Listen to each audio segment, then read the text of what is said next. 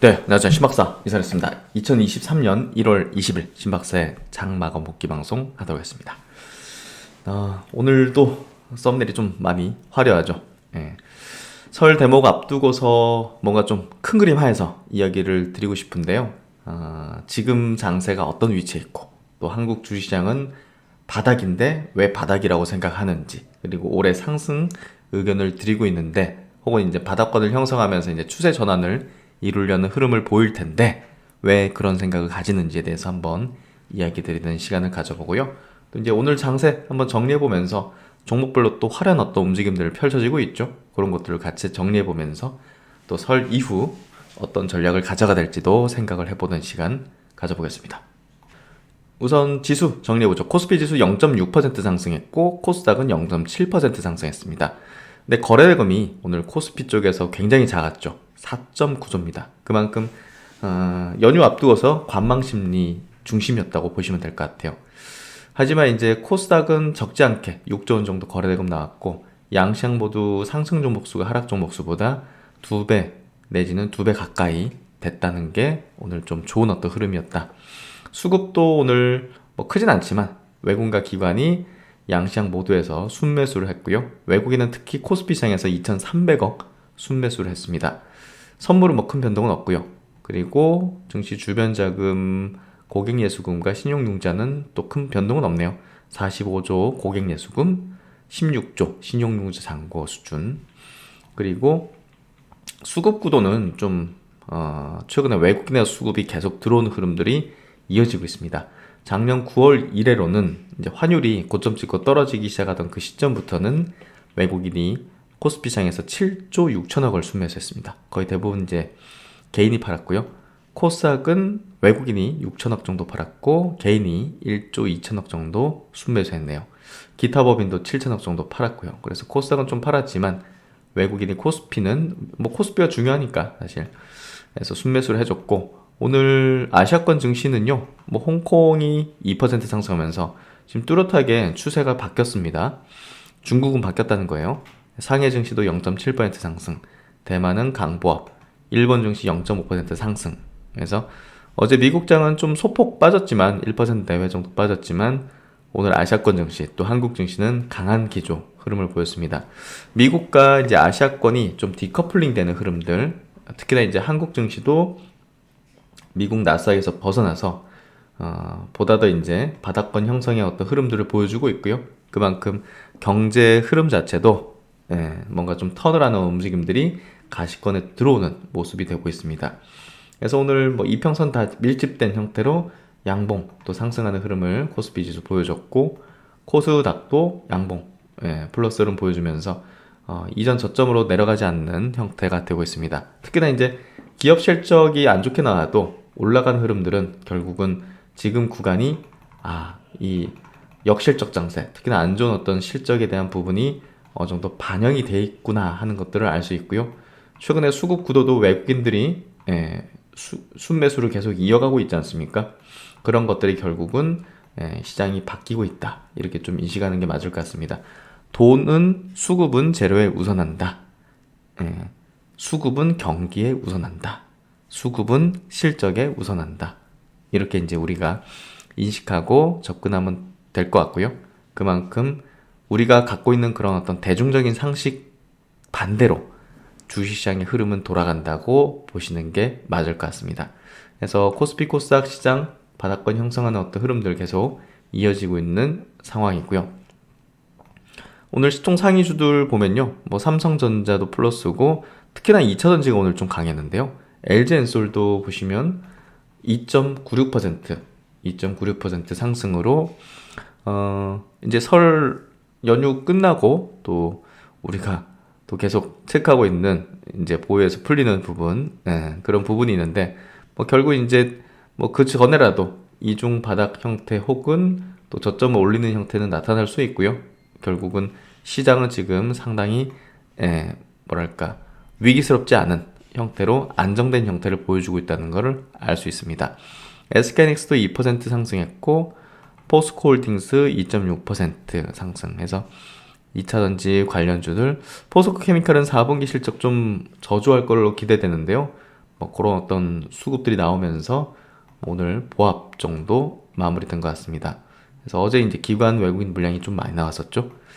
그리고 코스닥의 시장에서도 에코프로비엠, LNF, 2차전지 기업들, 특히나 이제 오늘 미용, 덴탈, 이제 헬스케어 업종 내에서 리오픈과 함께 이제 실적 성장이 이루어지고 있고 기대되는 종목, 오스테 임플란트 같은 기업이 신고가 8% 튀었고요. SM 같은 경우도 이제 개별 어떤 이슈이기도 하지만 최근에 워낙 이제 엔터 콘텐츠들이 시장 대비 성과가 좋죠. 특히나 SM은 오늘 여러 가지 발표를 했는데요.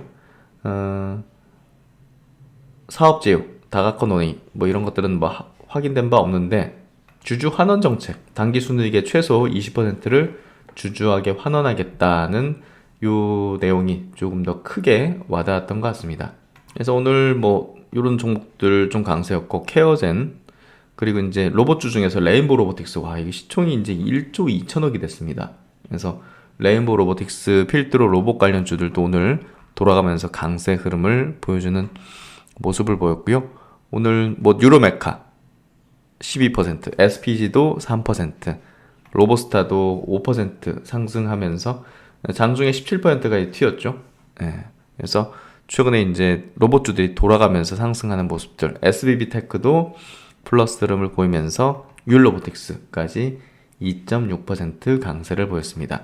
그래서 로봇 관련주들의 강세가 좀 두드러진 흐름이었고 PNT 같은 또 2차전지 장비 회사들 눌려있다가 이제 서서히 좀 올라오는 형태들 미용 관련주 파마리서치 그리고 미용 관련주가 오늘 굉장히 강했죠. 루트로닉도 7% 넘는 상승을 보였고요.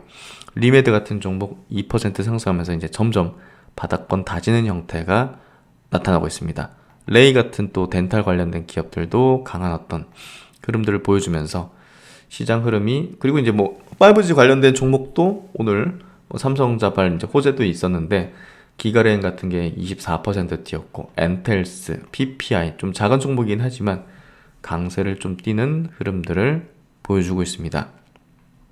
그래서 전체적인 어떤 시장 분위기가 개선되는 게 확실히 종목별 흐름 통해서도 우리가 알 수 있는 그런 부분인 것 같고요. 그래서 지금은 용기를 낼 때지 움츠러들고 또 이제 주시장을 떠나는 구간이 아님을 확실하게 여러분들은 알고 있으시라 생각합니다. 외국인과 기관의 동시 순매수 쪽 보면요. 오늘 삼성전자 1000억 들어오면서 강한 어떤 수급 구도, LG에너지 솔루션 300억, 현대건설 200억, 오늘 건설주 쪽에 수급이 좀 유입된 게 보이네요. 요 정도. 그리고 코스닥 쪽에서는 SM이 200억대, 또 오스테임플란트, 에코프로비엠, 레인보우 로보틱스, 또 5G 쪽에서는 HFR이 60억 들어오면서 최근에 세게 빠진 것들을 다시 되돌리는 흐름들 보여주고 있고요. 루트로닉도 장기 평선 뚫고 올라가는 흐름들, 바이오플러스 오늘 미용주들 좋죠? 네, 바이오플러스 또 이제 로봇주 SPG라든지 미용 쪽에 제이시스 메디칼 이런 종목도 저점을 높이면서 우상향의 기조를 보이고 있습니다. 파마리서치 또 인바디 인바디 같은 종목도 고개를 들면서 강한 시세 분출을 보여주고 있고요. 케어젠도 마찬가지입니다. 그래서 이렇게 종목별 활발한 어떤 움직임들을 보여주고 있는 상황이고요. 그래서 종목 시장 체크 요 정도 하는데요. 포스코 케미칼 한번 짚어보죠. 예, 최근에 이제 좀 세게 빠졌는데요. 4분기 실적 쇼크 예상된다는 부분이 좀 작용하는 것 같습니다. 하지만 오늘 양봉으로 돌려 세웠고 2차전지 사업 부분은 견조하게 성장을 지속하고 있어요. 그래서 요 하나증권 리포팅 한번 좀 보죠. 우려할 부분이 아니라는 것을 좀 이야기 드리고 싶은데요. 포스코 케미칼 4분기 실적 쇼크가 예상된다. 홍수 피해 복구 등의 일회성 비용이 주 원인이며 전기차용 양극재 출하는 견조했다. 한편 동사는 올해 9만 톤의 신규 양극재 공장 가동으로 큰 폭의 외형 성장이 기대가 된다. 음극재 및 안정적인 원소재 밸류체인 확보로 추가 고객사 확보도 기대해 볼 수 있다. 한편 고객사 확보 모멘텀이 지연된다면 경쟁사 대비 높은 밸류에이션은 부담 요인이다. 그래서 밸류가 좀 높다는 부분인데요. 결국 2차전지 쪽의 포텐이 굉장히 크고 또 이제 사실 이 포스코 계열은요. 여기도 이제 표현되어 있지만 그 원소재 예, 원소재 밸류체인 확보하고 있기 때문에 이제 추가 고객사 확보도 이제 용이하고 미국의 이제 IRA 이제 법안 정책에도 이제 부합되는 그런 이제 기업이기 때문에 경쟁사 대비 프리미엄은 충분히 받을 수 있는 종목이라고 볼 수 있을 것 같습니다. 특히나 이제 올해는요, 그 양극재 이제 쪽에서 GM 쪽으로 대규모로 이제 공급이 될 텐데 올해 3개의 전기차가 출시될 예정이고요. 또 GM 같은 경우는 하드웨어, 소프트웨어 전용 플랫폼이 적용된 모델이다 보니까 향후에 이제 상당히 추가적인 어떤 계약들도 상당히 확률이 높을 걸로 볼 수 있을 것 같습니다. 그래서 이미 24년 퍼밸류에이션 26배로 경쟁사 평균 대비해서 2배 정도 할증을 받고 있다. 고객사 확보 모멘텀이 지연된다면 이제 밸류에이션이 좀 부담은 된다. 이런 어떤 의견을 밝히고 있고요. 어쨌든 4분기 실적 안 좋게 나오는 부분의 주가는 출렁일 가능성이 있지만 일시적인 어떤 요인이다. 이렇게 좀 우리가 이해하면서 그나마 이제 전기차용 양극재 출하가 견조하고 전기차 수요 둔화 시그널이 없었다는 점은 긍정적이다. 이렇게 좀 바라보고 있는 게 필요할 것 같습니다. 그럼 이제 오늘은 뭐 설 명절 연휴 앞두고서 조금 이제 시장 전체적인 좀 큰 그림을 한번 좀 보면 좋을 것 같아요. 우리가 뭐 섹터 종목단으로도 이제 계속 보고 있지만 지금 어떤 위치인가, 결국 이제 시장의 사이클상 어떤 위치인가를 좀 인식하고 있는 게 좀 중요할 것 같습니다. 그래서 지난 이제 그 주말 일요일이죠. 일요일에 이제 이 DB 이제 투자증권의 리포팅 보면서 앙드레 코스톨라니의 이론에 의해서, 철학에 의해서 지금 시장이 어떤 상황인지를 한번 짚어드렸는데요. 이번에는 그 일본의 유명하죠. 예, 주식시장 그 흐름 있는 법 책의 저자 우라가미 구니오의 주식시장 사계절상, 지금 장세가 어떤 위치에 있는가를 한번 좀 파악해보는 그런 시간 가져보겠습니다.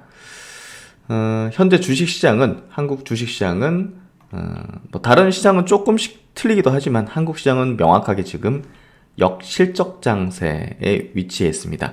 그럼 이제 역실적 장세라는 거는 당연히 이제 실적이 역으로 이제 안 좋아지는 시기인데 이 사이클상 어떤 구간에 있느냐, 초기의 지점에 있느냐, 중간쯤에 있느냐, 아니면 막바지 단계에 있느냐. 그래서 주가라는 건 당연히 이제 선행하기 때문에 실적이 안 좋게 나오는 것들을 미리 이제 반영하고 또 이제 실적이 안 좋게 나오는 상황에서 주가는 오히려 올라가게 되는 어떤 상황이 발생되는 게 이제 일반적인데요. 최근에 이제 주요한 어떤 삼성전자 또 LG전자 뭐 이런 주요한 어떤 큰 기업들이 실적을 굉장히 쇼크 정도로 냈죠. 근데도 주가가 반등한 것은 바로 이제 이런 이유라고 보면 될 것 같아요. 삼성전자의 부진한 기업 실적에도 주가가 반등한 것은 현재 한국 주식시장의 위치가 역실적 장세의 어떤 중반 부분에 위치해 있기 때문이라고 볼 수 있는데요. 바닥권 얘기를 하는데 우리가 이제 이런 전체적인 그림상의 어떤 사이클상 바닥권이라고 얘기할 수 있는 이유는 경기와 뭐 여러 가지 어떤 기업 실적과 이런 것들이 최악의 구간에서 바닥이다 이게 아니라 이게 어느 정도 반영되어 있느냐의 어떤 여부 정도 이런 것들을 가지고서 이제 바닥권에 대한 얘기들을 이야기할 수 있는 건데요. 주식시장 환경 자체를 지금 현재 막 뭐 지표 안 좋게 나오고 실적이 막 쇼크 나오고 하는 것들 통해서 부정적으로 바라볼 필요는 없다는 겁니다. 예. 제가 이제 강조한 얘기들하고 이제 맥을 같이 하는 내용들인데 계속 이제 안 좋은 어떤 지표나 이런 것들 통해서 시장에 대한 부정적 또 투자에 대한 부정적인 어떤 인식을 가지면서 섣부르게 이제 매수 버튼을 누르기가 어렵죠. 혹은 이제 되려 이제 도저히 못 지치겠다, 이렇게 최악의 상황이다 하면서 주식을 내던지는 그런 상황이 이제 보통 발생하는 거거든요. 그래서 지금 구간이 굉장히 중요한 구간임에도 불구하고 전체 큰 그림에 대해서 지금 어디 위치에 있는가를 제대로 인식 못하면서 결국은 잘못된 선택을 하는 경우가 많다는 겁니다. 그래서 이 리포트 의미 있고요. 또 이제 요 우라가미 가니오의 이 주시장 사계절 이 논리는 굉장히 지금 들어맞는 상황이고 결국 이제 사이클상 선행성을 지닌다는 것들을 우리가 좀 인식하는 게 필요하다는 것을 꼭 이제 이야기 드리고 싶은 거죠. 그래서 과거에도 이제 또 특정 종목에 대해서 호재가 이제 만발하고 호재가 이제 예정돼 있고 하는 시점에서 매도를 해야 되는 이유에 대해서 이제 이야기를 들었었고, 또 이제 제가 또 강의를 했던 차트 심리 이론에도 명확하게 이런 어떤 논리에 대해서 설명을 드리고 있는데요. 완전 지금은 반대의 상황인 거죠. 예, 악재와 함께 매수를 해야 되는 그런 구간에 있다는 얘기를 드리고 싶은데, 그런 관련된 이론, 이런 어떤 논리들, 이런 것들을 한번 좀 소개시켜 드리고 싶은 거죠. 새해 첫 주 들어서 주식시장은 특이한 움직임을 보이고 있다. 며칠간 주가가 급락하는가 싶더니 이윽고 강한 반등이 나타났다. 주식시장의 현재 상황과 다음 국면에 대한 관심이 높아질 수 있는 시기다 해서 동양의 장세 판단법, 이게 동양의 장세 판단법이라고 이렇게 이름 지었는데요. 우라가미 군이오의 주식시장 사기절이 대표적이다. 이에 따르면 주식시장은 금융장세, 이제 금리가 내리면서 주가가 상승하는 유동성 장세죠. 또 그 다음에 이제 이 유동성 바탕으로 이제 기업들의 이제 실적들이 올라가면서 상승하는 구간을 실적 장세. 그리고 금리가 올라가면서 주가 하락하는 이제 역금융 장세.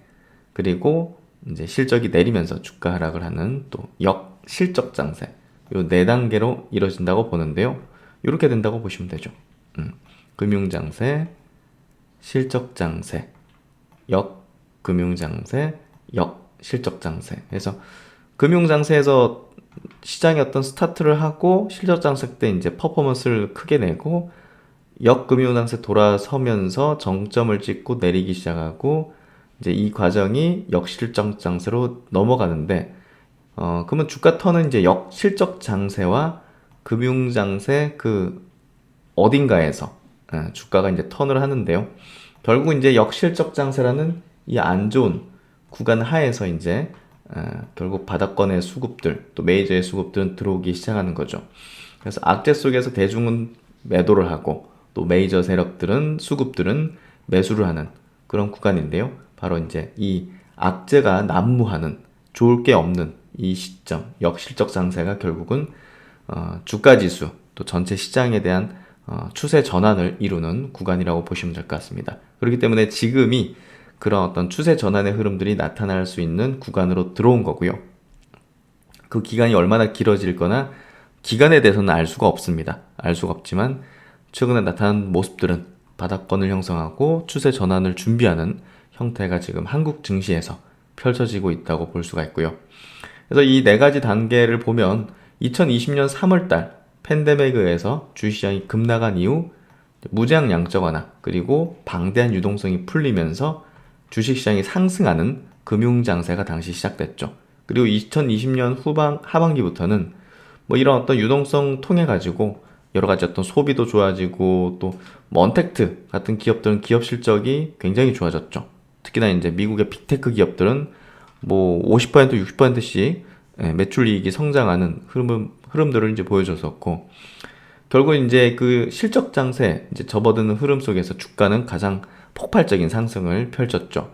그러다가 이제 21년 중반부터 물가가 왜 이렇게 안 잡히지 하면서 이제 파월장도 야 이거 일시적인 게 아니다라는 어떤 발언과 함께 공격적인 어떤 금리 인상을 이제 단행하기 시작했죠. 우리가 듣도 못한 자이언트 스텝이라든지 뭐 이런 어떤 75bp를 한 방에 올려버리는 그런 것들을 이제 우리가 경험하게 됐죠. 그런 상황 속에서 급속도로 이제 시중 자금들은 이제 긴축으로 이제 선회를 하면서 결국은 주시장이 굉장히 세게 빠지는 그런 모습들을 보였죠. 그래서 그게 바로 이제 역금융 장세죠. 그 다음에 이제 아까 보시듯이 이제 실적이 안 좋아지는 그 역실적 장세로 이제 넘어가는데요. 이 역실적 장세는 우리가 바로 인지 못하죠. 왜냐면 실적이 나중에 이제 안 좋아지는 게 드러나니까 성적표가. 그러다 보니까 주가부터 먼저 야 좋은데 왜 박살나지? 이런 흐름들이 어닝적으로는 막 서프라이즈가 나는데 주가는 박살나. 그래서 삼성전자가 막 엄청난 실적을 냈는데 주가는 막 폭락하고 했었죠. 그게 바로 이제 역실적 장세로 넘어가고 있었던 겁니다. 결국 이제 대중들 입장에서는 실적 좋으니까 못 파는 거죠. 퍼밸류에이션 같은 것도 낮아지기 때문에 못 파는 거죠. 그러면서 이제 고점 부근, 정점 부근에서의 오히려 더 매수를 단행하는 그런 흐름이 전개되면서 보통 이제 역금융장세에서 역실적장세로 넘어가는 흐름 속에서 대중들이 가장 주식에 많이 물리게 되는 상황이 벌어지게 되죠. 그래서 어쨌든 역실적 상세는 일정 수준 진행됐다고 볼 수가 있고요. 한국 주식시장 상장사 전체 실적이 떨어진 것은 작년 3분기부터 수출 이제 둔화되고, 그래서 이제 현재 한국 주식시장은 역실적 장세 중반에 위치해 있다고 이제 판단해 볼 수 있는데요. 이러한 역실적 장세 중반에서는 주식시장 내부에 흥미로운 모습이 나타납니다. 주식별로 기업 실적에 대한 반응이 다른 것인데요. 결국 이제 직전까지 어떠한 주식의 주가락이 상당했다면 발표되는 실적이 부진하더라도 그 다음 국면에 대한 기대감이 투영되면서 오를 수가 있습니다. 역실적 장세 중반을 지나면서 바닥권을 형성할 가능성이 있기 때문인데요.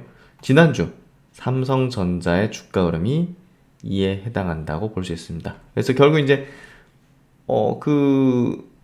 이 반영이 많이 됐다는 걸 볼 수 있었던 게 바로 이제 그런 부분인 거죠. 부진한 기업 실적에도 불구하고 주가의 반등이 진행된 것은 바로 이 때문이라는 겁니다. 그래서 요 우라가미 군이오의 주식시장 4계절에서 나타나는 것처럼 현재 한국 주식시장이 역실적 장세 중반을 지나고 있다면 주식 투자 환경을 그리 부정적으로 바라볼 필요는 없다고 여겨진다는 거죠. 서서히 바닥권을 거론할 수 있기 때문인데요.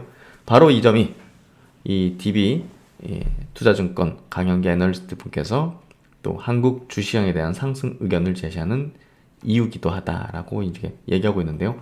결국 최근에 이제 주시장 전체 바닥권 형성, 특히나 이제 여기 보시면 한국 주식시장 현대 위치 보면 여기 이제 금융장세 시장 양적 완화로 인해서, 그리고 영업이익이 폭발적으로 늘어나는 이 시기 실적 장세로 넘어가면서 가장 날카로운 상승을 보여줬죠. 당시 뭐 삼성전자 이런 종목들, 뭐 네이버 카카오라든지 또 이제 2차전지 대표 종목들의 실적이 폭발적이었고, 테슬라 같은 기업들도 이제 폭발적인 어떤 성장을 펼쳤죠. 그러다가 이제 우리가 이제 기억하기로는 넷플릭스가 갑자기 엄청난 쇼크를 냈어요. 그 계속적으로 늘어나던 이제 구독자, 결제자가 이제 줄어드는 현상이 벌어지는 게 터졌는데요. 거기에 이제 뭐 메타의 이제 실적도 갑자기 꺾이는 흐름이 전개되면서 주가 정점을 형성하는 모습들이 전개됐죠. 그러면서 이제 물가가 안 잡히는 흐름들, 이런 것들이 금리를 급격히 높여버리는 역금융장세로 연결되기 시작했습니다. 그러면서 이제 기업 실적이 점진적으로 좀 망가지는 그런 흐름이 전개되면서 일단 성장률이 낮아졌죠. 많은 빅테크 기업도 그렇고 국내 이제 BBIG 섹터가 성장률이 이제 낮아지는, 막 50%, 60% 매출 성장하다가 20% 정도로 떨어지는, 아니면 이제 뭐 이익단으로 오히려 꺾여버리는 그런 흐름이 전개되면서 역실적 장세가 지난 작년 1년 반 기간 동안 계속 이어졌습니다. 그래서 어느 정도 지금 쇼크를 낸 실적에 대한 반영이 됐다는 인식을 통해서 최근에 실적 쇼크에도 주가가 오히려 올라가는 현상이 벌어졌죠. 결국은 역실적 장세가 상당 기간 벌어지고 있었다는 걸 얘기해 주는 거죠. 그래서 지금 역실적 장세가 상당히 진행된 상태에서 중반부를 좀 지나고 있구나 하는 그런 생각을 가지게 만든다는 거죠. 그러면서 이제 뭐 반도체든 2차 전지든 또 바이오 섹터 딴에도 이제 센티상 조금 저점을 형성시키고, 또 이제 상승의 어떤 트리거들이 나타나게 되면 이제 급격히 분위기는 또 전환되는, 결국 이제 추세 전환을 앞두고 있는 그런 구간대를 거치고 있다고 볼 수 있을 것 같습니다. 그래서 이제 그런 시그널들을 이제 우리가 수급에서도 좀 찾아볼 수가 있는데요. 특히나 이제 작년 10월달, 11월달 원달러 환율이 이렇게 바뀌었습니다. 달러가 이제 강세에서 약세 기조로 가는데요. 결국은 달러 강세가 굉장히 견조하게 형성이 됐던 이유는 미국이 금리 인상을 급속도로 단행하면서 달러 이외에 다른 어떤 그 통화에 대해서 굉장히 이제 상대적인 강세를 띌 수밖에 없는 이 금리의 어떤 상승 속도를 보였기 때문이었습니다. 그게 이제 작년 9월달, 10월달 원달러 환율이 고점을 형성시키면서 이제 달러 강세 기조가 꺾인다는, 또 이제 연준이 금리를 인상하는 그 어떤 그 폭이 이제 정점이 어느 정도 눈에 들어오는, 가시권에 들어오는 어떤 흐름이 전개되면서 급속도로 원달러 환율이 폭락하게 됐죠. 1,500원을 막 돌파할 것처럼 이제 보여줬던 환율이 1,235원입니다. 이와 동시에 작년 9월부터 지금 현재까지 외국인들은 코스피 시장에서 7조 6천억을 순매수했습니다. 최근에도 보시면 아시겠지만 계속 순매수 연속적인 어떤 흐름을 보여주고 있죠. 그래서 뭐 개인이 이제 대부분 팔았고, 그만큼 최근 어떤 수급 구도, 그리고 이제 아까 보시면 여러 가지 뭐 앙드레 코스토랄라니든 아까 이제 뭐 일본의 그 주식시장 사계절 저자든 그 사이클상 지금 바닥권을 형성한 어떤 흐름들이 전체적으로 이제 다 나타나고 있는 거죠. 그래서 그런 부분, 코스닥은 오히려 이제 외국인이 순매도를 하긴 하는데요. 코스피가 이제 중요한 포인트니까 결국 이제 외국인의 순매수 흐름이 이제 전개되기 시작하는 부분도 결국은 모든 이제 부분들이 좀 맞물리고 있다. 거기에 이제 중국이 본격적으로 이제 경제 정상화의 어떤 흐름으로 넘어가기 시작했다는 거는 결국은 작년도는 중국도 뭐 정말 뭐 마비였죠. 경제가 그냥 코로나로 인해서 마비가 됐던 상황이기 때문에 뭐 경제 성장률이 이제 3%면 말 다 한 거죠. 그래서 올해는 중국의 경기도 좀 회복되고 개선되는 흐름 속에서 한국 경제가 도드라지게 또 회복되어지는, 또 추세가 전환되는 흐름이 전개될 걸로 예상이 되고 있습니다. 그만큼 미국 증시, 또 미국 기업들보다는 중국, 그리고 이제 한국 기업 증시에 대한 어떤 모멘텀이 강한 어떤 기조가 좀 펼쳐질 걸로 예상이 되고 있는데요. 이에 이제 한국 증시에 대해서 올해 사실 용기를 가질 필요가 있다는 얘기를 계속 강조드리고 있고, 또 이제 상승할 수 있다는 그런 의견들을 드리고 있습니다. 그래서 종목의 선택과 업종의 선택이 굉장히 중요할 텐데요. 일단은 뭐 제약 바이오 업종과 또 2차전지 섹터에 대해서, 업종에 대해서 가장 강조를 드리고 있습니다. 그래서 이제 오늘 시장에 대해서 전체적인 큰 그림을 한번 좀 체크를 해봤는데요. 어떻게 보면 진정한 신년이라 볼 수 있겠죠. 설 이후 이제 시장의 흐름 자체에 대해서도 우리가 좀 전략적으로 접근할 필요가 있는 구간으로 넘어가지 않을까 싶습니다. 미국의 이제 주요 기업들의 실적 발표가 우리 이제 연휴 기간 동안, 그리고 연휴 이후 바로 이어지게 됩니다. 그렇기 때문에 그런 부분들이 시장의 어떤 변곡이라든지, 또 시장이 저런 실적이 안 좋은 것들을 반영했구나 하는 것들을 확인할 수 있기 때문에 우리가 조금 더 중요한 전략들을 세부적으로 세울 수 있지 않을까 싶습니다. 네, 다들 새해 복 많이 받으시고요.